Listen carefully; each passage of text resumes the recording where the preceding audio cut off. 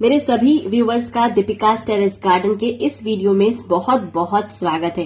Guys, मैं आज आप लोगों से शेयर कर रही हूँ सर्दियों के फूलों वाले बीजों को हम किस तरीके से लगा सकते हैं और किस तरीके से जर्मिनेशन रेट हमें 100% मिल सकता है। इस वीडियो को एंड तक देखिएगा, आप लोगों को इस वीडियो में बहुत कुछ हेल्पफुल टिप्स मिल जाएंगे। वीडियो शुरू करने से पहले मैं आप लोगों से शेयर कर रही हूँ कुछ खास बातें। बीज लगाने के लिए मैं इस्तेमाल करती हूँ कोकोपीट का मिक्सचर। अब हम जो मार्केट से कोकोपीट बाय करके लाते हैं वो कुछ ऐसा दिखता है। इसमें कॉयर पोर्शन और कोकोपीट दोनों मिक्स होता है।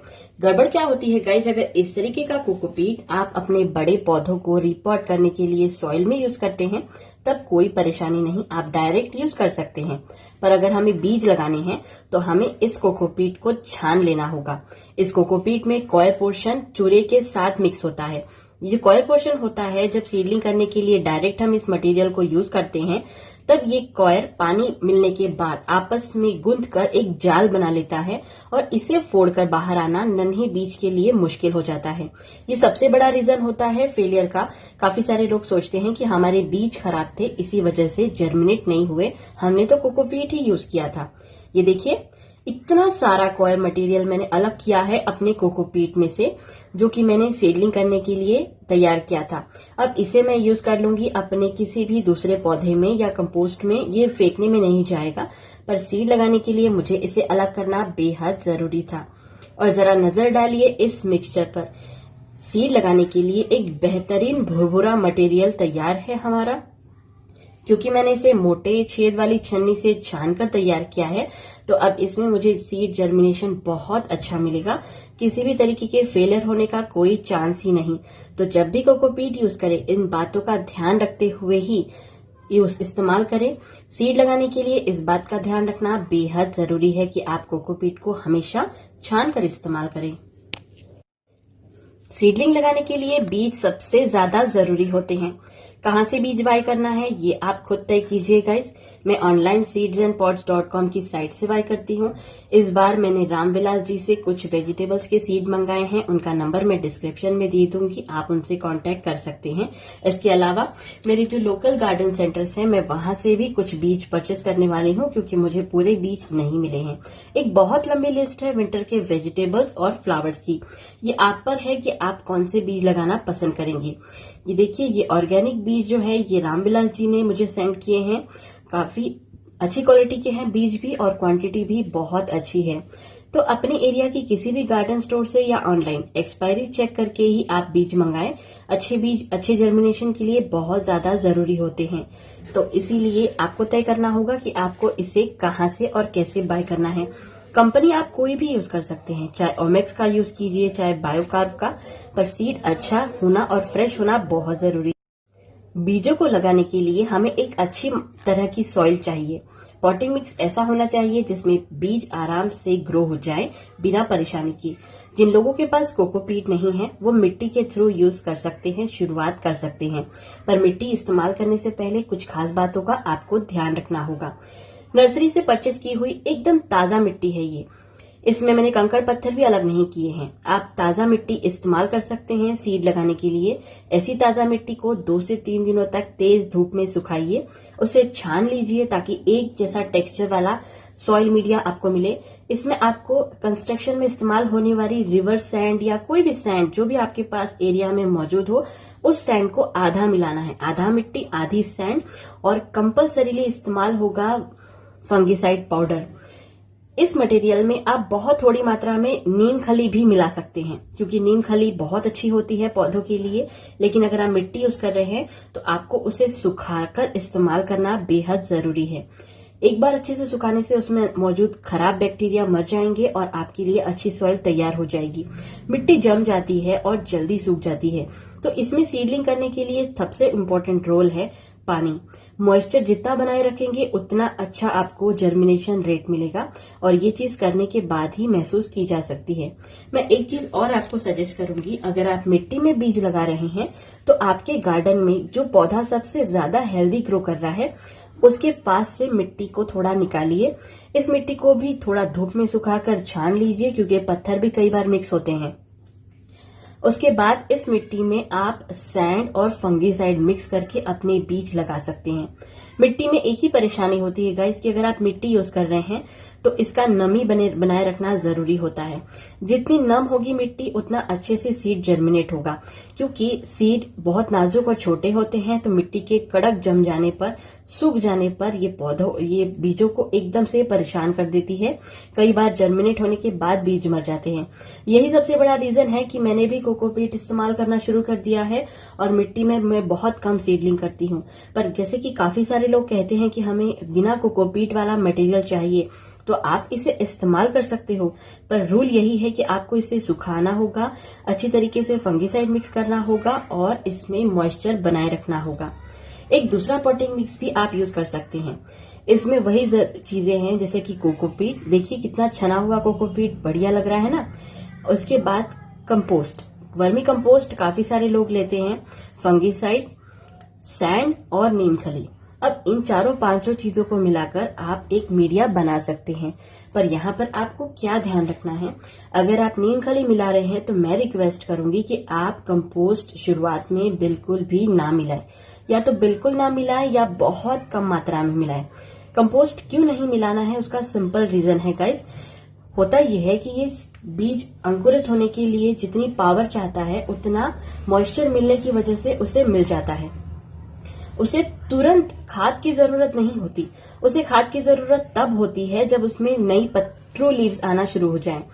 3 से 4 पत्तियां बनने के बाद उसे खाद की जरूरत होती है। इसीलिए मैं जो पॉटिंग मिक्स यूज करती हूँ वो कोकोपीट, सैंड, नीम खली और फंगीसाइड से बना होता है। मैं बिल्कुल भी कंपोस्ट इस्तेमाल नहीं करती शुरू में। आपने एक चीज गौर की होगी कि हम नीम खली मिला रहे हैं तो फर्टिलाइजर तो हम ऐसे ही ऐड कर रहे हैं, क्योंकि नीम खली स्लो फर्टिलाइजर रिलीज करती है, घुलती है और फिर धीरे धीरे खाद की नीड पूरी कराती है। तो तब तक पौधा इस कंडीशन में पहुंच चुका होता है कि वो आराम से खाद सक करे और मजबूती से अपने आप को डेवलप करे। यही रीजन है कि मैं सभी लोगों से कहती हूँ कि आप पॉटिंग मिक्स ऐसा बनाओ जिसमें आपके बीज को जैसा चाहिए वैसा एनवायरनमेंट मिले, ताकि वो मजबूती से डेवलप हो और आगे आपको एक हेल्दी पौधा दे। नीम खली बीमारियों से तो उसे दूर रखेगा ही, उसे जरूरी उतना न्यूट्रिएंट्स भी देगा। एक बार शुरुआती दौर में 4-5 पत्तियां आ जाए उसके बाद हम खाद ऊपर से अपने पौधे को दे सकते हैं। तो ये मेरा सबसे फेवरेट मीडिया है, जो थर्ड मीडिया है, जिसमें कोकोपीट, सैंड, नीम खली और फंगीसाइड इस्तेमाल में करती हूँ और इसी में मैं अपने सभी बीज लगाती हूँ। सब्जियों के हो या फिर विंटर के या फिर समर के, सभी तरीके के बीज आप इस पॉटिंग मीडिया में आराम से लगा सकते हैं और आपको जर्मिनेशन बहुत अच्छा मिलेगा। अब इन चारों को मिक्स करने के बाद कैसी सॉइल बनेगी ये आप इमेजिन करके समझ सकते हैं। तीनों तरीके का पॉटिंग मीडिया आप लोगों को बताया मैंने, सही गलत आप चुनाव कीजिए। बीज लगाने के लिए कंटेनर चुनते वक्त आपको क्या ध्यान रखना है, जो भी आप कंटेनर इस्तेमाल करें वो आपके घर में मौजूद वेस्ट मटेरियल हो तो भी चलेगा। उसकी गहराई कम से कम 2 से 3 इंच जितनी होनी चाहिए। अब उसका साइज कुछ भी हो, पर गहराई 2 से 3 इंच हो ज्यादा अच्छा होगा। आपको सारा रीजन बताती हूँ।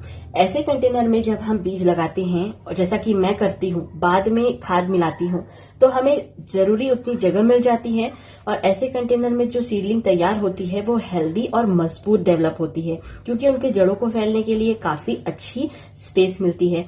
इसी वजह से मैं ऐसे कंटेनर का यूज करती हूँ सीड लगाने के लिए। अब मैंने यहाँ क्या किया है, इस कंटेनर के अंदर पॉटिंग मिक्स को बनाकर बिछा दिया है, एक जैसी सतह तैयार करके उसमें वाटरिंग कर दी है। पहली वाटरिंग करने के लिए मैंने यूज किया है आधा लीटर पानी में आधा चम्मच फंगीसाइड। इसे मिक्स करके इसी पानी का इस्तेमाल किया है मैंने इस कंटेनर में मौजूद मिट्टी को भिगाने के लिए। यही चीज आपको करनी है। आप जब भी सीडलिंग करें, सीडलिंग करने के लिए एक दिन पहले अपने कंटेनर्स तैयार कीजिए और उन्हें रख दीजिए। पूरे पॉटिंग मिक्स को अच्छी तरीके से जम जाने की वजह से बैक्टीरियल एक्टिविटी एक्टिव हो जाती है और आपका कंटेनर सीड लगाने के लिए परफेक्टली रेडी होता है। अब इस तरीके के बनाकर रखे हुए कंटेनर के ऊपर आप कोई भी बीज लगा सकते हो। चलिए अब मैं बीज लगाने के साथ साथ आपको बताती हूँ कि आगे क्या क्या करना है। यहाँ पर मैंने ल्यूपिन और स्वीट सुल्तान के बीज लिए हैं लगाने के लिए।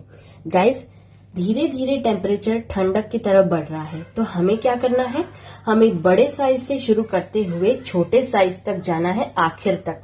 जैसे मैंने आज ल्यूपिन के सीड लगाए हैं जो कि उठाने लायक जितने बड़े हैं। मैं इन्हें हाथ में रखकर आराम से एक एक बीज उठाकर मिट्टी की सतह पर फैला सकती हूँ। इसी तरीके के जितने भी बीज हैं जिनमें कैलेंडुला है, नस्ट्रेशियम है, ऐसे सभी बीजों को साइज वाइज लगाइए। जो सबसे बारीक साइज के सीड हैं उन्हें टेम्परेचर कम से कम 20 से 25 डिग्री ठंडा होने के बाद लगाना शुरू कीजिए ताकि आपको जर्मिनेशन अच्छी मिलेगी बिना परेशानी किए। चलिए गाइज, मैं फटाफट सारे बीज लगा देती हूँ और आप देखिए कि मैंने किस तरीके से बीज को लगाया है।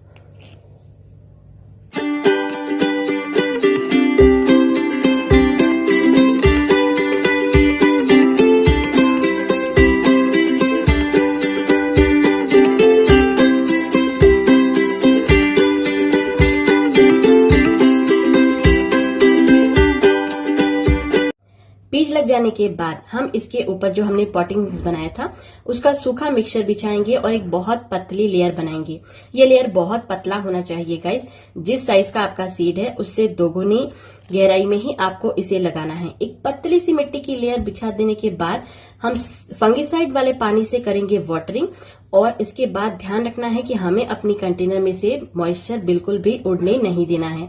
इस कंटेनर के ऊपर एक न्यूज़पेपर बिछाकर या कोई मोटा खड्डा बिछाकर मैं 2 दिनों के लिए इसे शेड में रख दूंगी। 2 दिनों के बाद खड्डा हटा दूंगी और इस कंटेनर को मैंने शेड में ही रहने देना है। आप लोगों को भी यही चीज करनी है। आपको जैसे ही इसमें अंकुरण दिखने लग जाए आप इस कंटेनर को सुबह की धूप दिखाना शुरू कर सकते हैं। अब आगे का वीडियो और मेथड कैसा होगा ये पार्ट 2 में मैं आप लोगों से शेयर करूंगी। एक वीडियो में इतनी सारी बातें बताना थोड़ा पॉसिबल नहीं है, तो मैंने इसे 2 भागों में बनाया है। ये पहला भाग है, इसके थ्रू आप अपनी सीडलिंग की तैयारियां शुरू कर सकते हैं जो कि सबसे ज्यादा जरूरी है। आगे का वीडियो सेकंड जो आएगा उसमें मैं आप लोगों से शेयर करूंगी कि लेगी सीडलिंग को कैसे बचाना है और आगे की बातों का कैसे ध्यान रखना है। अगर आपको आज का वीडियो पसंद आता है तो मेरे चैनल को लाइक, सब्सक्राइब, शेयर कीजिए और शेयर कीजिए इस वीडियो को ताकि ज्यादा लोगों तक इसकी इन्फॉर्मेशन पहुंचे। टेक केयर गाइज, मिलती हूँ अगले वीडियो में आप सभी से एक दिन बाद। तब तक टेक केयर, हैप्पी गार्डनिंग।